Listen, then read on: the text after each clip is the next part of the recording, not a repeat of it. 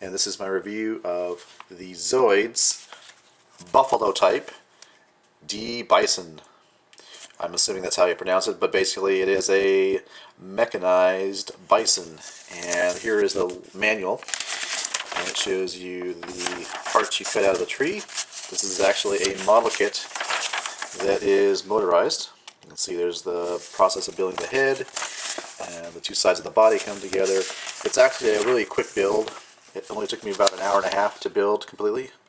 So, not a bad little kit. And actually, this is probably one of my favorite ones of the Zoids I've built so far. But you can see it's fairly basic. Just putting on some side pieces here for mostly for decoration, really. And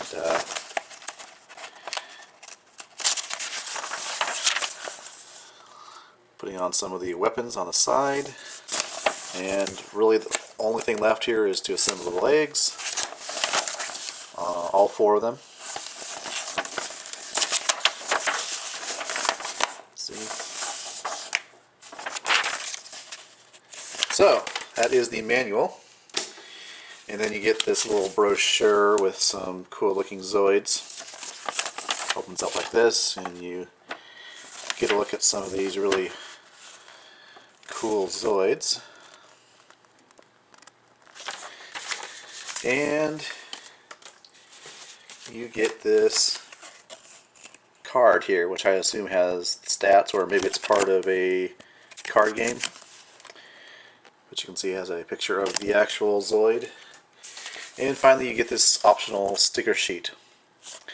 I decided just not to apply the stickers, which I normally do not apply the stickers, but there you go. And let's look at this guy. This is, like I said, one of my favorites. As you can see, it's primarily black, gray, and some green. The green is alright. You know, if I was to customize this, I would paint that maybe silver or something like that. And speaking of customizing, I want to say one thing about these particular Zoids, like in the ones I've reviewed in the past as well. They have really nice detailing in the plastic. So if you wanted to, and you know you're a good customizer, you could actually probably dry brush a lot of this. And you can see the legs here, how they're very, very nicely detailed. This is all sculpted into the plastic, and very cool. Now, one of the reasons I got this particular Zoid is because it's heavily armed. As you can see, it's kind of like the gun blaster. These do not actually move, they're not mechanized. They're just in place. And you got some on the sides here. The other really thing I liked about this figure is, as you can see, this part here, the horns, this is die-cast metal parts. Absolutely fantastic. And also you got the feet here on all four legs are die-cast metal parts. Fantastic, awesome. This is the difference between the Tomy release and the corresponding Hasbro release over in North America. So this is what you get when you buy the Tomy version, which is the die-cast metal parts, which I really like on this particular Zoid, because these horns just are absolutely stunning and beautiful, shiny, and nice. They have a nice weight to them, so very fantastic. If you look at the other side here, it's pretty much the same. Back here you got some weapons. They just peg on to the side. I wish these were a little bit bigger.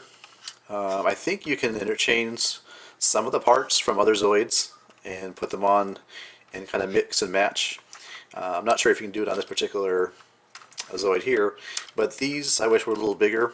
And you can see he's kind of got a gun for a tail, which I think on Bison, I think the tail is really small, but I still would have liked it to be a little bigger. But, you know, it's alright. You got some cannons down here. The battery cover is here.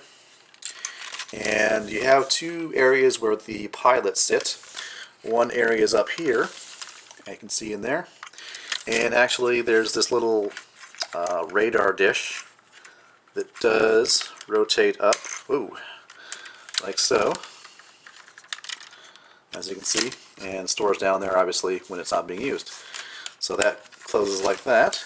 And then moving to the head, this cockpit here folds forward or rotates forward, and you've got the pilot down there, as you can see. I forgot to mention you also have some weapons here, I guess, on the side. These are just pegged in. They look to be some kind of missile rack or something like that. But yeah, and of course this is a mechanized motorized Zoid. So here's the on switch right here, and let's take a look at this guy in action.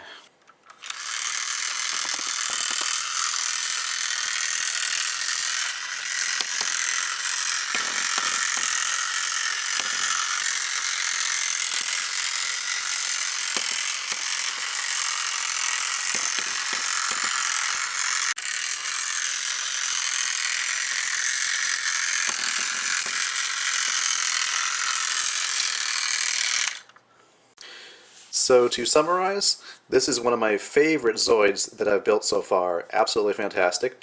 There are only a couple things I would change about it if I could. One of the things is I'm not too crazy about this green color. It's okay, but I can think of a lot better colors, maybe red or silver metallic or gold even. And that certainly can be fixed if I wanted to paint it. And you could probably even paint these caps here too to match that paint scheme. The other thing I don't really like about it is the rear, the weapons at the rear here. You've got these two skinny weapons and a skinny tail weapon.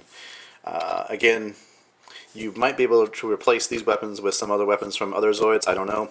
But the tail pretty much is what you get. So I would have preferred a larger tail weapon for sure.